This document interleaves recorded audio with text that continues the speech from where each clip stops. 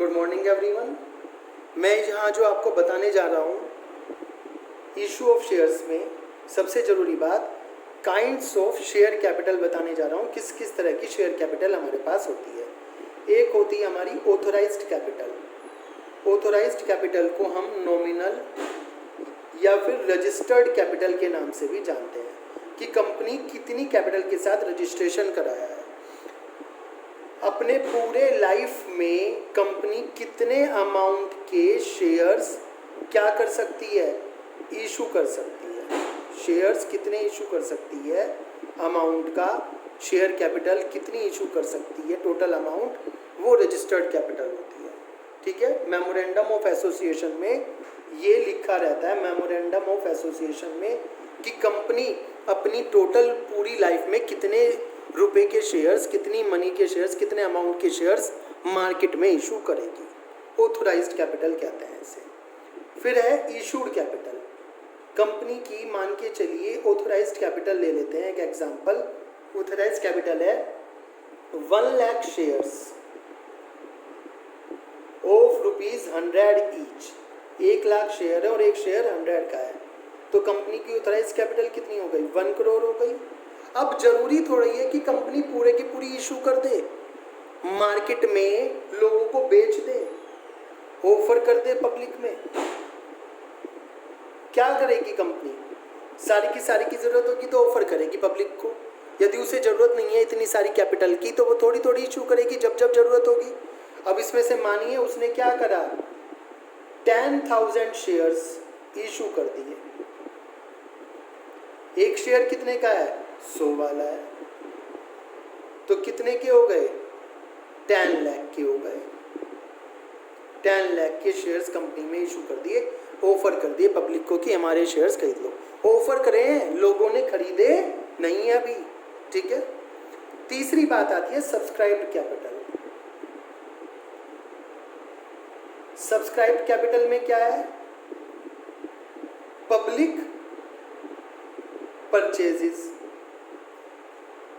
Purchased, public ने कितने purchase कर लिए। सिंपल सी भाषा में लिख रहा हूं, पब्लिक परचेज्ड, लोगों ने कितने खरीद लिए। तो लोगों ने खरीद लिए यहाँ पर 9,000 शेयर्स। कितने खरीद लिए, 9,000 शेयर्स, और एक शेयर कितने वाला है, 100 वाला है। तो कंपनी के पास कितने रुपीस आ गए, कितने रुपीस आने के चांसेस हैं, 9 लाख। अभी आए नहीं है, आने के चांसेस हैं। ठीक है। सब्सक्राइब कैपिटल 9,000 शेयर खरीदे गए। अब कंपनी एक साथ सारा पैसा नहीं मांगती है, धीरे धीरे करके मांगती है। कैसे मांगती है वो भी बताएंगे। बट जब पैसा मांगती है कंपनी तो उसे बोलते हैं कॉल्ड अप कैपिटल। क्या बोलते हैं, called up capital. Asking for money, कौन, कंपनी आस्क कर रही है कि पैसा दे दो। तुमने शेयर्स तो खरीद लिए, फॉर्म भर दिया, एप्लीकेशन आ गई 9,000 शेयर्स की, अब हमें पैसे दो। कंपनी कितने पैसे कह रही है, 9,000 शेयर्स बिके कंपनी के, और कह रही है कि 9,000 शेयर्स ऑफ ₹100 में ₹50 कॉल्ड। 9,000 शेयर्स है, 100 रुपए का है, मगर कंपनी कितने मांग रही है, 50 रुपए मांग रही है। कह रहे हैं अभी सारे पैसों की जरूरत नहीं है, केवल 50 रुपए दो। इसमें भी 9,000 शेयर्स आपने खरीदे हैं, सबने मिलकर 100 रुपए का एक शेयर है, बट आप हमें 50 रुपए दो। इसे कहते हैं कॉल्ड अप कैपिटल। तो कंपनी को कितने रुपए मिलने चाहिए, 4.5 लाख मिलने चाहिए। अब भी बात पूरी नहीं हुई। अबे पेड अप कैपिटल, कंपनी ने मांग तो लिए, बट कुछ लोग ऐसे हैं जो नहीं देते हैं पैसे। मान के चलो कंपनी ने कितने मांगे हैं, 9,000 पे 50 रुपए के हिसाब से 4.5 लाख रुपए मांगे हैं। एक 100 शेयर वाला पर्सन है और उसने 20 रुपए नहीं दिए। कितने रुपए नहीं दिए, 20 रुपए। 100 शेयर है एक पर्सन के पास और उसने 20 रुपए नहीं दिए, 50 में से 30 दे दिए, 20 नहीं दिए। तो ये जो 20 रुपए नहीं दिए, ये है एरियर्स, त्रुटि है, ये गलती है, उसने नहीं दिए। तो ये पैसे क्या हो जाएंगे, 2,000 रुपए माइनस हो जाएंगे यहाँ से। तो कंपनी के पास कुल कितने मिलाकर आए पैसे, 4,48,000। इसे कहा जाता है कंपनी की पेड अप कैपिटल। आपने पहले ही पढ़ा था ना, पेड अप कैपिटल कंपनीज की कितनी होनी चाहिए, मिनिमम पेड अप कैपिटल आपने पढ़ा था, पब्लिक कंपनी की 5 लाख होनी चाहिए। आपने पढ़ा था 1% कंपनी की maximum paid up capital 50 lakh होनी चाहिए, तो वो ये है 4,48,000। फिर दोबारा से कंपनी के ऑथोराइज कैपिटल अपने पूरे लाइफ टाइम में जितने शेयर्स की इशू कर सकती है 1 करोड़ के, वो तो होती है ऑथोराइज कैपिटल। इशू कंपनी ने पब्लिक को कितने के लिए ऑफर दिया कि हम 10,000 शेयर निकाल रहे हैं, अगर खरीद लो, उसे कहते हैं इशूड कैपिटल। है तो 100 रुपये वाला ही, इसको कहीं प्लस या माइनस नहीं करना, तो 100 का ही दिखाएंगे। सब्सक्राइब कैपिटल, अब लोगों ने कितने खरीदे हैं, उसमें से 10,000 में से 9,000 खरीदे हैं, खरीदने के लिए तैयार हुए हैं, 9,000 खरीदने के लिए तैयार हुए हैं 9 लाख वाले। अब हम पूरे के पूरे पैसे नहीं मांग रहे, हम कह रहे हैं 9,000 जो शेयर्स है तो 100 रुपये वाला, बट हमें 50 चाहिए, इसे कहते हैं कॉल्ड अप कैपिटल, मांगी गई कैपिटल 4.5 लाख। अब कंपनी को पूरे पैसे भी नहीं दे रहे लोग, पेड अप कैपिटल 9,050 के हिसाब से 4.5 लाख मिलने चाहिए थे, बट 100 शेयर वाले ने 20 रुपये नहीं दिए, 2,000 रुपये नहीं दिए, तो कंपनी के पास आए कुल कितने, पेड अप कितनी हुई, 4,48,000 की कैपिटल पेड अप हुई है। ये है आपकी क्या, ये आपकी काइंड्स ऑफ शेयर कैपिटल है। क्या है बेटा, काइंड्स ऑफ शेयर कैपिटल। इसके अलावा भी एक काइंड होता है, मेनली तो ये काइंड पढ़ने हैं आपको, इसके अलावा भी एक काइंड होता है, ये 1 मार्क्स में पूछ लेते हैं, उसे अलग से पढ़ेंगे, इनके साथ लिंक नहीं करेंगे। कौन सा काइंड होता है मैं आपको बता देता हूँ। इसके अलावा जो काइंड होता है हमारा बेटा, वो होता है reserve capital. Reserve capital, reserve capital क्या होता है बेटा, एक तो होता है कैपिटल रिजर्व। कैपिटल रिजर्व तो कब होता है, जब आप कोई कंपनी की असेट्स बेचते हैं, बिजनेस की असेट्स बेचते हैं, तो उस पैसे को क्या कहा जाता है, कैपिटल रिजर्व कहा जाता है, उसमें प्रॉफिट वगैरह जो भी होता है, ठीक है। रिजर्व कैपिटल डिफरेंट चीज़ है, और रिजर्व कैपिटल केवल कंपनी में होता है, हर बिजनेस में नहीं होता। रिजर्व कैपिटल में क्या होता है, मान के चलिए कंपनी के एक शेयर की वैल्यू जो है, एक शेयर की वैल्यू 10 रुपीज़ है, कितनी है, 10 रुपी, बट कंपनी अभी कॉल्ड अप कर रही है कितने, 7, और 3 रुपीज़ को कह रहे हैं हम मांगेंगे at time of dissolution of company. कब मांगेंगे, at the time of dissolution of company. तो ये जो 3 रुपीज़ हैं, ये बन जाएंगे रिजर्व कैपिटल, रिजर्व कर दिए। और कब के लिए रिजर्व कर दिए हमने, ये बेटा रिजर्व कर दिए हमने जब तक कि कंपनी का क्या नहीं हो जाता, डिसोल्यूशन नहीं हो जाता, वाइंड अप नहीं हो जाता, कंपनी बंद होने की कगार पे नहीं आ जाती, तब तक ये पैसे नहीं मांगे जा सकते। ठीक है, बस आपको अब इसमें इतना ही पढ़ना है रिजर्व कैपिटल के लिए। तो ये थे आपके काइंड्स ऑफ कैपिटल। अब एक बात बताई थी मैंने आपको यहाँ पर कि कंपनी कॉल्ड अप करती है जो कैपिटल, पैसे मंगवाती है, तो वो एक साथ नहीं मंगवाती, उसके पास टाइम होता है, वो धीरे धीरे करके आपसे पैसे मंगाती है। क्यों मंगाती है धीरे धीरे करके, क्योंकि उसके पास टाइम होता है। उसे कंपनी एक्ट 2013 ने कहा है आप चाहो तो सारे पैसे एक साथ मंगा लो, और आप चाहो तो धीरे धीरे करके पैसे मंगा लो। तो कितनी बार में कंपनी पैसे मंगाती है, यहाँ पर ये वाली बात आती है आपको। मैं आपको बता देता हूँ कंपनी कितनी बार में पैसे मंगा सकती है। आइए चलते हैं। कंपनी जो कॉल्स करती है, calls for money on shares,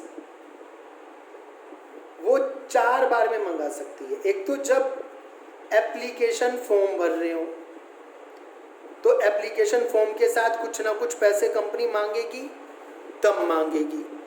दूसरा, जब एप्लीकेशन फॉर्म कंपनी के पास आ गए, उसके बाद कंपनी के पास पैसे मिल गए और बता दिया किस किस को कितने शेयर्स लेने हैं, तो कंपनी 1 महीने के अंदर अंदर मान के चलो उन्हें उनके शेयर्स देगी, जिसे आप क्या कहते हैं, अलॉटमेंट ऑफ शेयर्स। आपने कंपनी की बारे में यहाँ पर 11वीं के BST में पढ़ा भी है। जब अलॉटमेंट ऑफ शेयर्स होता है, कंपनी शेयर्स देती है, जिसने शेयर्स के लिए अप्लाई करा था पैसे दे दिए थे, अपनी पूरी जो भी फॉर्मेलिटीज़ हैं फुलफिल कर दी थी और कंपनी को अच्छा लग रहा है ऐसे शेयर्स देने चाहिए, तो कंपनी क्या करती है, उसे अलॉटमेंट ऑफ शेयर्स दे देती है, कर देती है, मतलब शेयर्स प्रदान कर देती है।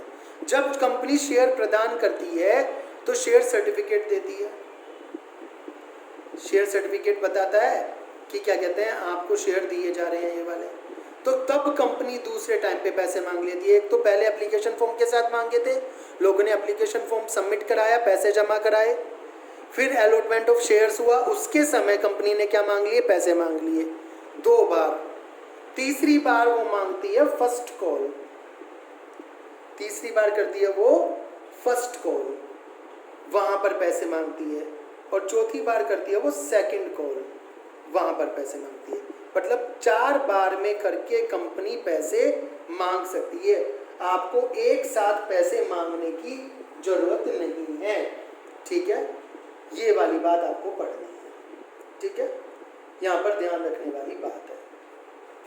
अब ये ध्यान रखना, एक कॉल के बीच में 1 मंथ का समय होता है, कम से कम कितने टाइम का समय होता है, 1 मंथ का। ऐसे नहीं 15-15 दिन में, 10-10 दिन में पैसे मांग रही है, कम से कम 1-1 महीने का डिफरेंस होगा जब कंपनी पैसे मांगेगी। और 1-1 महीने का डिफरेंस होने के बाद भी 14 डेज का नोटिस दिया जाएगा, 14 दिन का। 14 दिन, आज आपके पास क्या कहते हैं नोटिस आया, तो आपके पास 14 दिन है पैसे जमा कराने का। 1 महीने तो बाद मांगेगी और 14 दिन का समय होगा, 14 दिन का समय कि आप इन 14 दिन के अंदर अंदर पैसे जमा करा दीजिए, ठीक है, ये वाली बात। बट ये पूरा का पूरा पैसा 12 महीने के अंदर अंदर आ जाना चाहिए। एक बार जो शेयर इशू कर दिए उसके सारे पैसे 12 महीने के अंदर आ जाएंगे। अब यहाँ पे मैंने बताया था कम से कम 1 महीना, 2 महीना भी हो सकता है, 3 महीना भी हो सकता है, यहाँ पे 1 महीना हो सकता है, यहाँ पे 3 महीने हो सकते हैं, बट ये टोटल जो टाइम है ना इन सारे पैसों को मांगने का, 12 महीने से ज़्यादा नहीं होना चाहिए, ठीक है। फिर एक जरूरी बात, कंपनीज एक्ट 2013 कहता है कि 25% से नोट मोर देन